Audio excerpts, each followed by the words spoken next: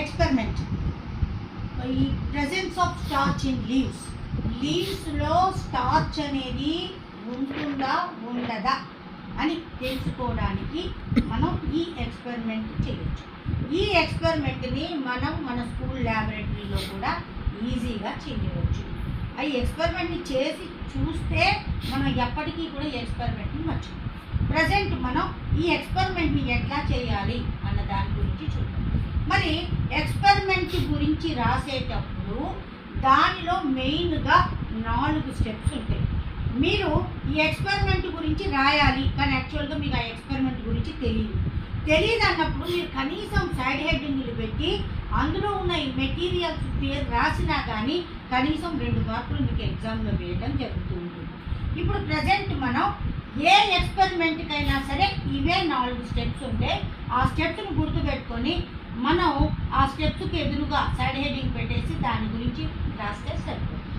ఇప్పుడు ప్రజెంట్ మనం ఏ ఎక్స్పెరిమెంట్ గురించి చూస్తున్నామంటే presence of starch in leaves. దీంట్లో ఫస్ట్ స్టెప్ ఏంటి అంటే ఎయిమ్ ఏంటి, ఈ ఎక్స్పెరిమెంట్ యొక్క ఎయిమ్ ఏంటి అంటే presence of starch in leaves అని రాయాలి. ఇక నెక్స్ట్ తర్వాత ఉన్నది ఏంటి అంటే అపారటస్ అంటే మీకు అర్థమైన గుర్తున్నా ఈ స్టెప్ రాయొచ్చు. అపారటస్ అంటే నథింగ్ బట్ రిక్వైర్డ్ మెటీరియల్ అని అర్థం. ఈ ఎక్స్పెరిమెంట్లో మనం ఏ మెటీరియల్స్ వాడుతున్నామో వాటి పేర్లు వరుసగా ఈ అపారటస్ కిందకి రాయవలసి ఉంటుంది.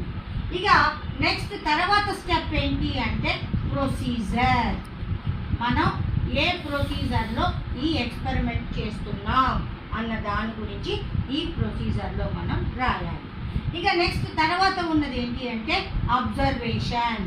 మనం ఈ ఎక్స్పెరిమెంట్లో మనం ఏమి అబ్జర్వ్ చేశాము అన్నది మనం ఇక్కడ రాయవలసి ఉంటుంది. ఇక లాస్ట్ స్టెప్ ఏంటి అంటే కన్క్లూజన్. ఈ కన్క్లూజన్లో మనం ఏమని కన్క్లూజ్ చేస్తాము అన్నది రాయాలి. మోస్ట్లీ ఈ కన్క్లూజన్లోను ఈ ఎయిమ్లోను ఈ రెండిట్లో కూడా ఒక్కటే పాయింట్ మెయిన్గా ఉంటుంది. అంటే వాడు మన ఏ ఎక్స్పెరిమెంట్ రాయమంటున్నాడు అనేది మీకు అసలు ఎక్స్పెరిమెంట్ గురించి తెలియనప్పుడు మీరు ఏం చేయాలి, ఈ స్టెప్స్ అన్ని వరుసగా రాసి ఎయిమ్ ఏంటో రాయాలి, అదే కన్క్లూజన్లో కూడా రాయండి.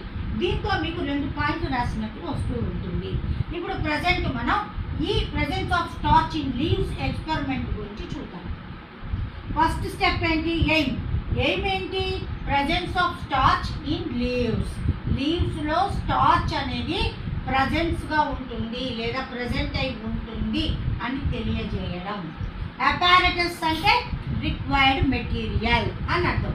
మరి ఇక్కడ మనం ఈ ఎక్స్పెరిమెంట్లో ఏ మెటీరియల్స్ వాడుతున్నాం, ఏం వాడుతున్నాము, 1 టెస్ట్ ట్యూబ్, 2 బీకర్, 3 ఈ టెస్ట్ ట్యూబ్లో ఉన్న లీఫ్, 4 ఈ బీకర్ని పెట్టే స్టాండ్, 5 ఈ బర్నర్.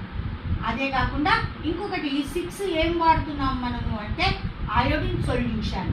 మరి ఆకుని ఒక ప్లేట్లో ఉంచుతాము, దాన్ని పెట్రీ డిష్ అంటాం. అంటే ఏంటి, ఇక్కడ ఉన్న మొత్తం ఎన్ని మెటీరియల్ వాడుతున్నాము అంటే 7 మెటీరియల్స్ మనం ఇక్కడ వాడుతున్నాం. అంటే బొమ్మ వేయడం వస్తే మనకి ఈ సెకండ్ పాయింట్ కూడా వచ్చేస్తుంది. ఏమేమి వాడుతున్నాం మనం, beaker, test tube, leaf, stand, burner, Petri dish, iodine solution.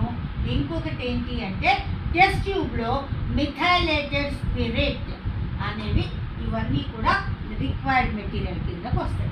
ఇక నెక్స్ట్ తర్వాత ఏంటి అంటే ప్రొసీజర్, అంటే ఎక్స్పెరిమెంట్ని మనం ఎట్లా చేయాలి అన్న దాని గురించి చూద్దాం. ఇప్పుడు ఒక స్టాండ్ మీద బీకర్ పెట్టి ఆ బీకర్లో మొత్తం వాటర్తో ఫిల్ చేయాలి. After filling the water boiling with బర్నర్తో ఈ వాటర్ని బాగా బాయిల్ చేయాలి. బాయిల్ చేసిన తర్వాత దాంట్లో మనం ఒక చెట్టుకి బాగా లైట్గా ఎక్స్పోజ్ అయిన ప్లాంట్ నుంచి ఒక లీఫ్ని తీసుకొని దాన్ని ఈ బాయిలింగ్ వాటర్లో వేసి బాగా బాయిల్ చేయాలి. బాయిల్ చేసినప్పుడు ఏమవుతుంది అంటే ఈ లీఫ్ కాస్త చాలా సాఫ్ట్గా మారిపోతుంది. ఈ సాఫ్ట్గా మారిన లీఫ్ని మళ్ళీ ఈ బీకర్ నుంచి బయటకు తీసి మళ్ళీ ఒక టెస్ట్ ట్యూబ్ తీసుకొని ఆ టెస్ట్ ట్యూబ్లో మిథైలేటెడ్ స్పిరిట్ వేసి దాంట్లో మళ్ళీ ఈ లీఫ్ని ట్రాన్స్ఫర్ చేసి ఈ బీకర్ని ఈ టెస్ట్ ట్యూబ్ని బీకర్లో పెట్టి అగైన్ బర్నర్తో దాన్ని బాగా బాయిల్ చేస్తూ ఉండాలి.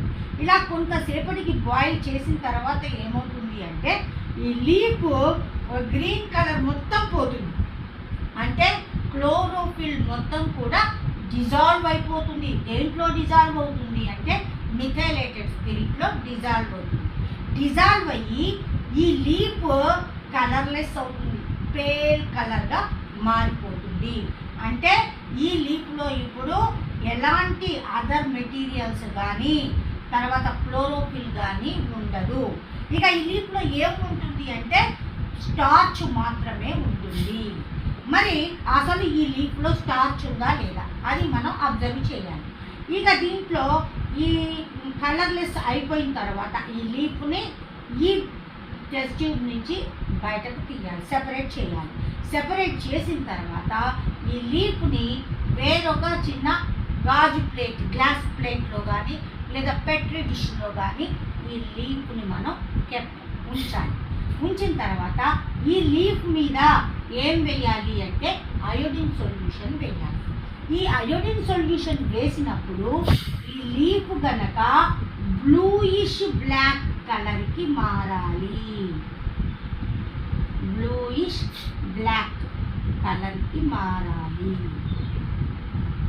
ఓకే, అయోడిన్ సొల్యూషన్ దేని మీద వేయాలి అంటే లీఫ్ మీద వేయాలి. ఇంతవరకు ప్రొసీజర్ అవుతుంది.